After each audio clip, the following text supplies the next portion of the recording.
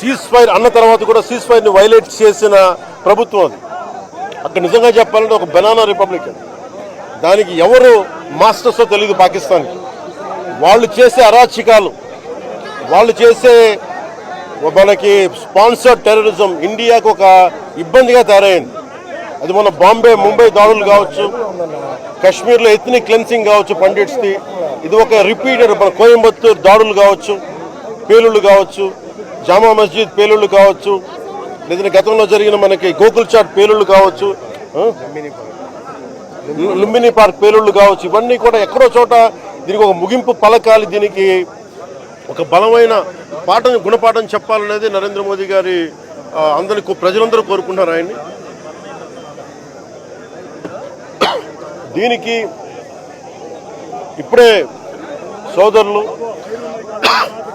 గౌరవ మంత్రి IT and education minister వారు అనౌన్స్ చేశారు.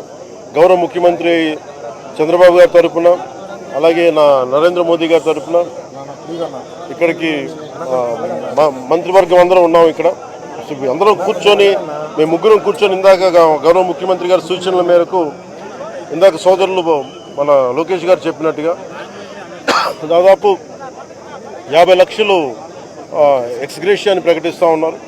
అలాగే ఒక 5 ఎకరాల పొలం అని కూడా తెలియజేశారు. అలాగే 300 గజాలు ఇంటి స్థలం అని కూడా అనౌన్స్ చేశాం. అలాగే ప్రభుత్వంలో వాళ్ళకి ఎవరికైనా సరే, వాళ్ళ నాన్నగారికి కానీ ఎవరికి కానీ ప్రభుత్వ ఉద్యోగం కూడా ఖచ్చితంగా ఇవ్వాలనేది క్యాబినెట్లో ముందు పెట్టి దాని నిర్ణయం తీసుకుంటాం. ఇవన్నీ కాకుండా నేను అదనంగా వ్యక్తిగతంగా నేను కూర్చోబెట్టి నా ట్రస్ట్ ద్వారా ఒక 25 లక్షల రూపాయలు వారి కుటుంబానికి నా వ్యక్తిగతంగా నేను సాయం చేస్తానని తెలియజేసుకుంటే, ఇది ఇలాంటి పరిస్థితులు రాకూడదని కోరుకుంటాం. కానీ దురదృష్టవశాత్తు ఇలాంటివి జరిగినాయి. మనం అందరం ఇలాంటి పరిస్థితుల్లో భారతదేశ ప్రభుత్వానికి, ప్రధాని మంత్రి గారికి, అగ్రనాయకత్వానికి, ఆర్మీకి, నేవీకి, ఎయిర్ ఫోర్స్కి, ఎంటైర్ డిఫెన్స్ ఫోర్సెస్కి ఇది మనం అండగా ఉండాల్సిన సమయం. ప్రతి ఒక్కరూ చాలా ఎరుకుతోటి చాలా జాగ్రత్తగా ఉండాలి. ఎవరు వాళ్ళు వేలాది మంది ఈ లష్కరే తోయిబా లేదా జైషే మహమ్మద్ తీవ్రవాదులందరూ కూడా వాళ్ళు భారతదేశం మీద రకరకాల దాడులు చేయడానికి ప్రయత్నం చేస్తూ ఉన్నారు. సీజ్ ఫైర్ని దయచేసి మనం ఎవరో నమ్మట్లా. సీజ్ ఫైర్ శాంతికి ఒప్పందం కాదు. వాళ్ళు ప్రత్యేక పరిస్థితుల్లో లొంగిపోయి ఇంక మా పాకిస్తాన్ బతకలేదు అని చెప్పి కాళ్ళ బేరానికి వచ్చిన 3 గంటల్లోనే మళ్ళీ సీజ్ ఫైర్ని వైలేట్ చేశారు. సో ఇది అందరూ కూడా గమనించాల్సిన విషయం. అందుకని దీన్ని ఇలాంటి పరిస్థితుల్లో భవిష్యత్తులో ఇలాంటి ఉత్పన్నం కాకుండా ఉండాలని కోరుకుందాం. దాని తగ్గట్టుగా మనందరం దేశానికి, దేశ నాయకులకి, ఆర్మీకి, నేవీకి, ఎయిర్ ఫోర్స్కి, ఎంటైర్ డిఫెన్స్ ఫోర్సెస్కి మనం బలం ఇవ్వాల్సిన సమయం.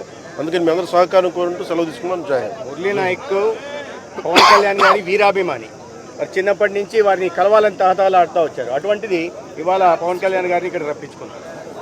దురదృష్టకరమైన విషయం ఏంటంటే చాలా అది నేను ఇక్కడికి రాగానే నాకు చెప్పారు, చూసాను, చాలా బాధ అనిపించింది. అతను నేనంటే ఇష్టపడవచ్చు, కానీ దేశానికి మా అందరికంటే కూడా దేశాన్ని ప్రేమించే వ్యక్తి, అలాంటి వ్యక్తిని కోల్పోవడం నిజంగా చాలా మా అందరికీ కూడా, లోకేష్ గారికి కానీ, మాకు కానీ, మా మంత్రి గారికి కానీ, ప్రతి ఒక్కరికి చాలా చాలా బాధ కలిగిస్తాం.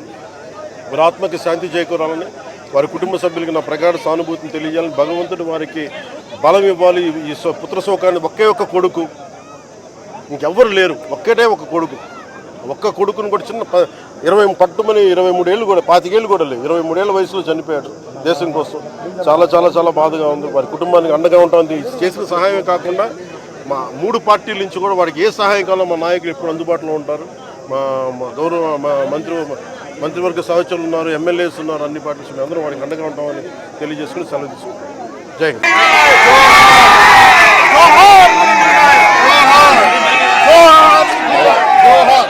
అందరికీ నా హృదయపూర్వక నమస్కారం. మొన్న గత ఏప్రిల్ 22న 27 మంది అమాయకుల్ని పెహల్గాంలో ఉగ్రవాదులు, పాకిస్తాన్ ప్రేరేపిత ఉగ్రవాదులు ఎంత ఘాతుకం చేశారో మనందరికీ తెలుసు.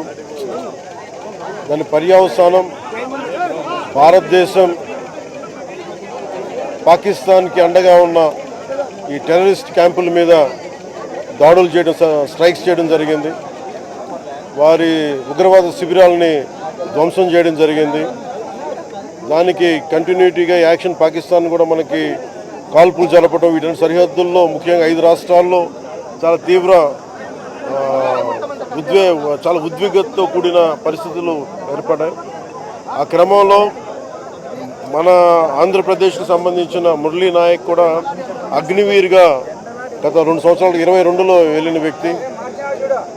వాళ్ళ తల్లిదండ్రులతో మాట్లాడుతూ ఉంటే ఒకటే చెప్పాను, నేను దేశం కోసమే పుట్టాను, దేశం కోసమే చనిపోతాను అనేది పదే చెప్తా ఉన్నాడు. ఎందుకు నాయన మనకు ఆ ఉద్యోగాలని తల్లి అంటున్నా కానీ, లేదమ్మా నాకు రైల్వే ఉద్యోగం వచ్చినా రైల్వే ఉద్యోగానికి పోలేదు, కేవలం దేశం కోసం పనిచేస్తాను, నేను దేశం కోసమే చచ్చిపోతాను ఆ కమిట్మెంట్ ఉన్న వ్యక్తి. కానీ దురదృష్టవశాత్తు చాలా చిన్న వయసులో 23 ఏళ్ల వయసులో తన ప్రాణాలని కోల్పోవాల్సి వచ్చింది. నేను మొన్న కూడా ఏం చెప్పానంటే, నిజంగా ఉగ్రవాదుల తూటాలు కానీ సరిహద్దులు యుద్ధాలు కనుక జరిగితే దాని పర్యావసనం, దాని ప్రాణాలు మొత్తం సమస్త భారతంలో అవి కనిపిస్తూనే ఉంటాయి, దాన్ని ఎక్కువ అవుతూనే ఉంటాయి. దానికి ఒక బలమైన ఉదాహరణ మురళీ నాయక్ గారి మరణం. ఇది చాలా బాధ కలిగించింది. 23 ఏళ్ళ చిన్న వయసు. మన ఎవరు భారతదేశంలో ఎవరు యుద్ధం కావాలని కోరుకోలేదు, ఎప్పుడు మన పరాయి దేశాల మీద యుద్ధం చేయలేదు. మనల్ని సంరక్షించుకోవడంలో మన యుద్ధం చేయని తప్పక పరిస్థితులు. అలాంటి పరిస్థితుల్లో దీనికి మొదటిది కారణం పాకిస్తాన్ ఆర్మీ జనరల్ కూర్చోబెట్టి రెచ్చగొట్టి ఒక వారం ముందు, ఏప్రిల్ 22 ఒక వారం ముందు రెచ్చగొట్టి ఉగ్రవాదుల్ని ప్రేరేపించి అమాయకులైన మనుషులను చంపించేసే దానికి పర్యవసానమే. ఎందుకంటే 47లో వాళ్ళు విడిపోయారు, వాళ్ళకి దాహం తీరలా. 4 యుద్ధాలు చేశారు ఇప్పుడు దాకా, దాహం తీరలా. ఇప్పటికీ అమాయకులను పట్టణ పెట్టుకుంటా ఉన్నారు, దాహం తీరలా. కానీ ఇంకెక్కడో చోట దీనికి బలమైన ముగింపు పలకాలి. సీజ్ ఫైర్ అన్న తర్వాత కూడా సీజ్ ఫైర్ని వైలేట్ చేసిన ప్రభుత్వం అది. అక్కడ నిజంగా చెప్పాలంటే ఒక బనానా రిపబ్లిక్. దానికి ఎవరు మాస్టర్సో తెలియదు పాకిస్తాన్కి. వాళ్ళు చేసే అరాచకాలు, వాళ్ళు చేసే మనకి స్పాన్సర్డ్ టెర్రరిజం ఇండియాకు ఒక ఇబ్బందిగా తయారైంది. అది మన ముంబై దాడులు కావచ్చు, కాశ్మీర్లో ఎథ్నిక్ క్లెన్సింగ్ కావచ్చు పండిట్స్ది, ఇది ఒక రిపీటెడ్ మన కోయంబత్తూర్ దాడులు కావచ్చు, పేలుళ్ళు కావచ్చు, జామా మస్జిద్ పేలుళ్ళు కావచ్చు, లేదంటే గతంలో జరిగిన మనకి గోకుల్ చాట్ పేలుళ్ళు కావచ్చు, లుంబిని పార్క్ పేలుళ్ళు కావచ్చు, ఇవన్నీ కూడా ఎక్కడో చోట దీనికి ఒక ముగింపు పలకాలి. దీనికి ఒక బలమైన గుణపాఠం చెప్పాలనేది నరేంద్ర మోదీ గారి ప్రజలందరూ కోరుకుంటున్నారు ఆయన్ని. దీనికి ఇప్పుడే సోదరులు గౌరవ మంత్రి ఐటీ అండ్ ఎడ్యుకేషన్ మినిస్టర్